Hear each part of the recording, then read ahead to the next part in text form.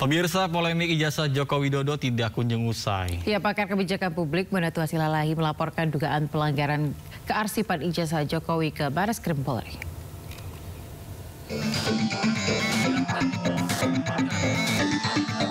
Pakar kebijakan publik Bonatua Silalahi bersama kuasa hukumnya menyambangi Bareskrim Mabes Polri. Kedatangan Bonatua untuk menyampaikan laporan mengenai dugaan pelanggaran kearsipan ijazah Jokowi. Ia mengungkap berdasarkan penelitiannya, dokumen ijazah Jokowi yang digunakan dalam proses pencalonan sebagai Gubernur Jakarta dan Presiden Republik Indonesia tidak pernah diautentifikasi. Penelitian ini butuh data yang tervalidasi secara hukum dan teknis. Jadi saya minta tolong ke Bareskrim untuk tujuan laporan saya agar Bareskrim melakukan penyelidikan. Penyelidikan ini bisa jadi tadi seperti ada ujungnya dugaan pidana, tapi saya tidak mau arah ke situ. Saya hanya ingin bahwa dokumen yang dikasih KPU ke saya itu ada dari KPU RI ya, ada 2019, 2014, KPU DKI ada 2012, dan ada dari tim kita juga yang lain, Pak Mem Taufik di Solo ada 1. Itu harus divalidasi dan secara hukum oleh lembaga kearsipan daerah maupun ANRI. Bonatua berharap pihak kepolisian memanggil ahli forensik dokumen dalam meneliti ijazah fotokopi Joko Widodo. Dari Jakarta, Dilami Aulia Fatima, Jaka Samsa, iNews melaporkan. Pemirsa, kasus tudingan ijazah palsu yang menyeret nama Presiden ke-7 Joko Widodo hampir memasuki babak akhir. Drama panjang ijazah Jokowi berawal dari media sosial ke laboratorium hingga Roy Suryo CS menjadi tersangka.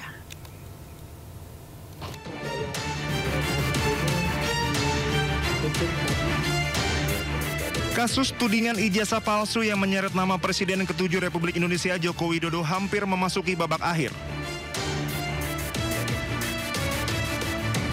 Bermula dari tudingan di media sosial, isu keaslian ijazah Jokowi pertama kali mencuat di ruang publik sejak 2022. Namun kembali menguat pada awal 2025 setelah sejumlah pihak menuding ijazah yang digunakan Jokowi untuk mendaftar sebagai calon presiden tidak sah.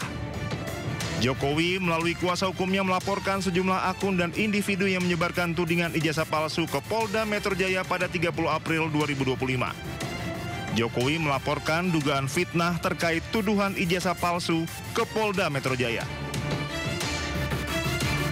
Terdapat 12 orang yang masuk dalam daftar terlapor setelah kasus tersebut naik dari penyelidikan ke penyidikan.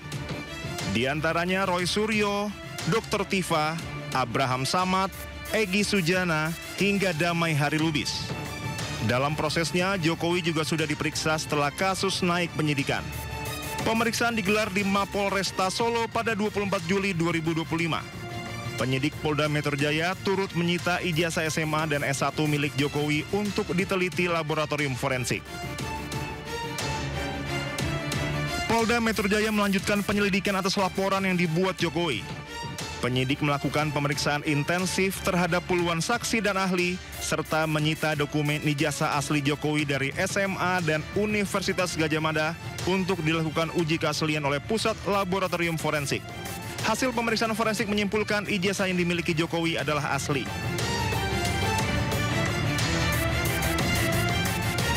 Jumat 7 November 2025, Polda Metro Jaya akhirnya menetapkan Roy Suryo dan 7 orang lainnya sebagai tersangka terkait tudingan ijazah palsu Presiden ke-7 Republik Indonesia Joko Widodo.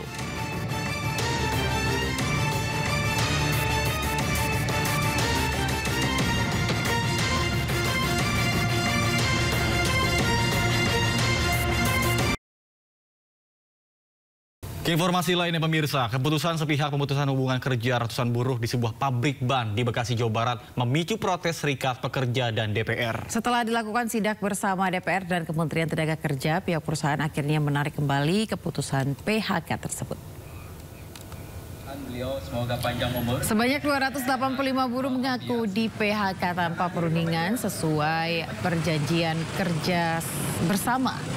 Sebagian di antaranya merupakan pengurus serikat pekerja yang menilai keputusan itu melanggar prosedur. Melalui fasilitas KSPSI dan DPR, pihak perusahaan menyatakan mencabut surat PHK. Seluruh buruh diperbolehkan kembali bekerja mulai Senin 10 November 2025. Perundingan bipartit antara serikat dan perusahaan akan dilanjutkan untuk menentukan penempatan dan jam kerja buruh ke depan. DPR menegaskan akan mengawasi proses ini agar tak ada tekanan terhadap pekerja aktif dalam organisasi buruh. Pemirsa, 8 orang ditetapkan menjadi tersangka, terdiri dari Roy Suryo CS dalam kasus tudingan ijazah palsu yang dilaporkan Presiden ke-7 Joko Widodo. Penetapan tersangka dibagi menjadi 2 klaster dan ke-8 tersangka dijerat pasal berlapis Undang-Undang ITE.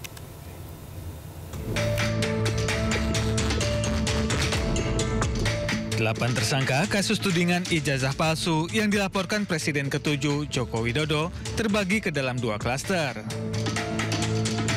Hal ini diungkap Kapolda Metro Jaya, Inspektur Jenderal Polisi Asep Edi Suheri.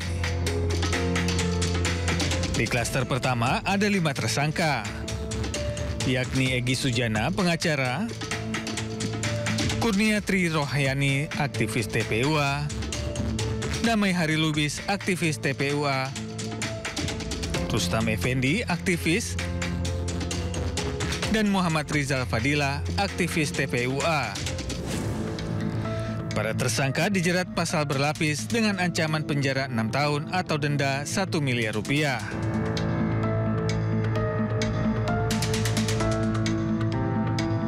Sedangkan di klaster kedua, terdapat 3 tersangka yakni Roy Suryo, ahli telematika dan mantan Menpora, Simon Hasiolan Sianipar, ahli digital forensik, dan Dr. Tifauziah Tiasuma, dokter sekaligus aktivis. Ketiga tersangka dijerat pasal berlapis dengan ancaman penjara 6 tahun atau denda 1 miliar rupiah.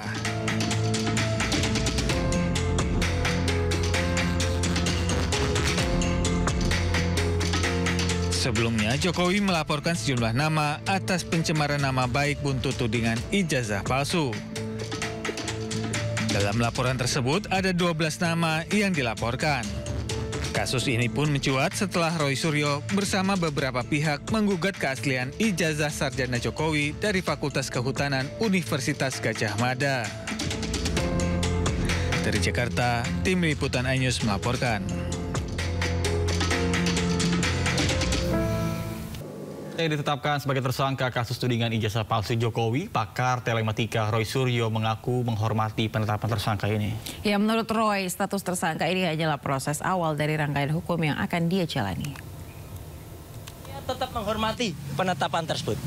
Tapi sebaiknya semua masyarakat juga menunggu dengan sabar prosesnya. Karena kalau saya tidak salah dengar tadi, memang tidak ada perintah langsung untuk dilakukan penahanan. Ya, jadi ini clear banget ya, loud and clear. Jadi kalau tiba-tiba ada orang yang aneh-aneh atau orang yang mendesak-desak, itu tentu saja sudah merupakan hal yang justru melanggar hukum. Dan poin yang paling penting apa? Status TSK itu masih harus kita hormati dan sikap saya apa? Senyum saja.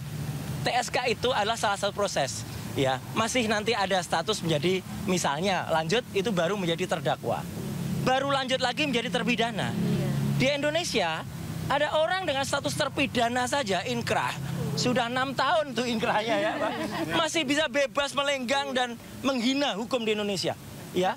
Jadi artinya adalah tolong aparat hukum juga fair dan adil dalam hal ini. Jadi sekali lagi, sikap saya apa?